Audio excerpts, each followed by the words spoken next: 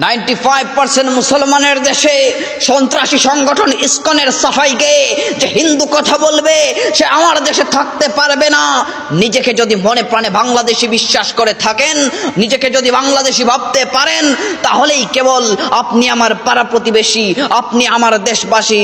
আর যদি বাংলাদেশি না ভেবে নিজেকে ভারতীয় এজেন্ট ইসকন ভাবেন, যদি ভারতীয় এজেন্ট ইসকনের দালাল ভাবেন, ইসকনের চামচা ভাবেন, সময় থাকতে কেটে পড়ো, না হলে এর পরিণতি কিন্তু ভয়ঙ্কর হবে। এই জাতি মুসলমান জাতি, এই দেশ 95% মুসলমানের দেশ, লক্ষাধিক আলেম ওলামার বিচরণ এই দেশে। এই দেশে কোনো ইসকন টিসকন চলবে না।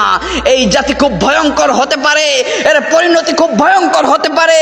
ইসলামের প্রশ্নে, ইমানের প্রশ্নে, দেশের প্রশ্নে এই জাতি খুবই ভয়ঙ্কর, এই জাতি খুবই ভয়ঙ্কর, এই জাতি খুবই ভয়ঙ্কর। সময় থাকতে কেটে পড়ো। এই বন্ধু মনে রাখবে,